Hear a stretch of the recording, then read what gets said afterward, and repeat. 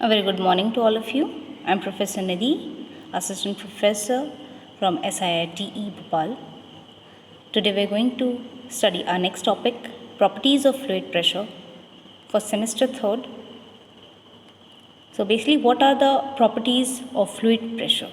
As we have studied that the forces which are exerted by a fluid on the walls of the container or the vessel which it is contained are always perpendicular. They won't be inclined, they won't be linear, but they will be perpendicular, as one side of the container is hollow, and when we fill the container with the fluid, each and every force acts perpendicularly from fluid to the walls of the container or a vessel.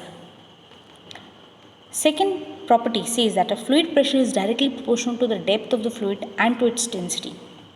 It says that when the fluid pressure will increase, gradually the depth of the fluid will also increase. Same as above, if the density increases, pressure will also be increases. Exactly the vice versa will happen, that if it decreases, both the density and depth will also be decreased. Also, at any particular depth where we get or where we measure the fluid, the pressure will be same in all the direction. It will not change due to temperature, due to shape or size, or due to any sort of flow. If it flows through a pipe, if it flows through a duct, if it flows through a rectangular vessel or a body, the pressure will be same. Pressure is independent of shape or any area of its container. It is true, it is well true. It actually occupies the shape, changes its volume, but it is always free from the factors which are dependent for changing the density and depth of the fluid. Moving forward with an example, a driver is located 20 meters below the surface of a lake. A driver is particularly at the point 20 meters below the surface of a lake, having density. The particular density of that lake is 1000 kg per meter cube. The fluid of that lake is 1000 kg per meter cube. So what is the pressure due to the water? Now we are going to calculate it, the difference in pressure from top of the lake to the diver. So this is what del H or del P we are going to calculate. Hence we have given that diver is located 20 meters below. That means the depth, that is H, which is equals to 20 meter, and we know that acceleration due to gravity is 9.81 meter per second square. The unit must be fixed in your mind for your further use in future. Likewise, when we have the difference in pressure formula, that is del P is equals to del H into G. So it will give a proper answer for us, that is the rho is rho G is P is equals to rho G H, where rho, that is the density, is 1000 kg per meter cube. Then G is 9.8 meter per second square, as we have studied in our past class. And the last is height, that is the point of top to bottom for diver. Okay.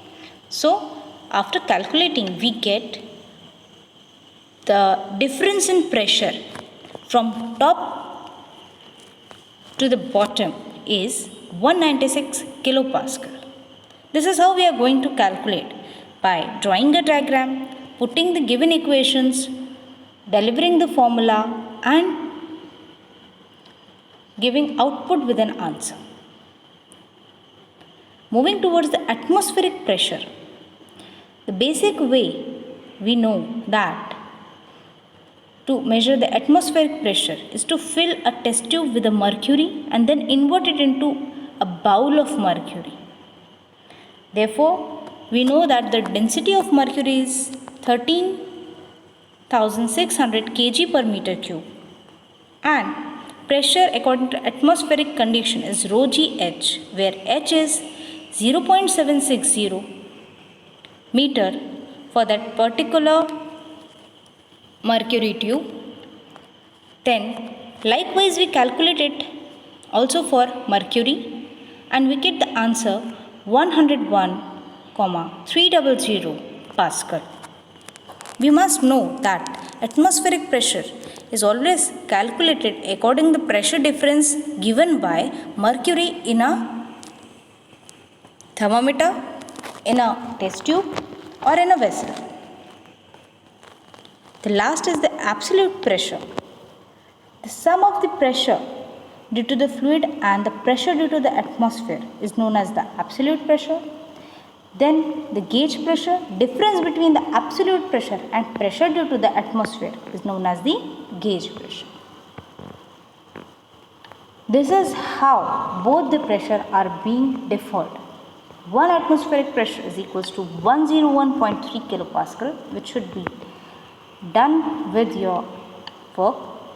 After that, the absolute pressure is the gauge pressure plus 1 atomic pressure. So both gives a basic absolute pressure as 297 kilopascal accordingly.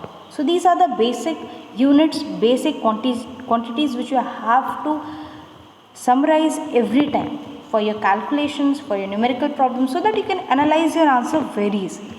Okay? So next we are moving with the Pascal law, which was a very basic law that when an external pressure applied to an enclosed fluid is transmitted uniformly throughout the volume of the fluid.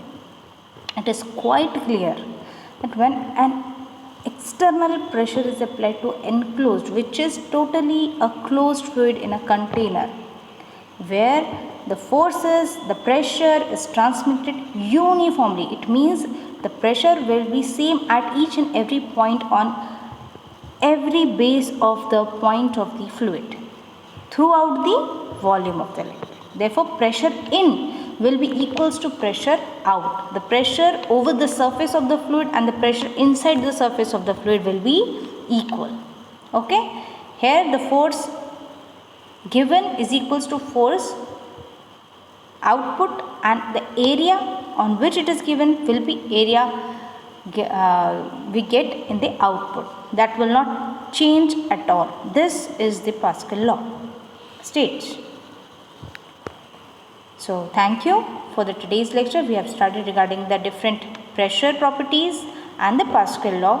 Again we will take up with some new topic. Till then, stay tuned and keep learning. Thank you.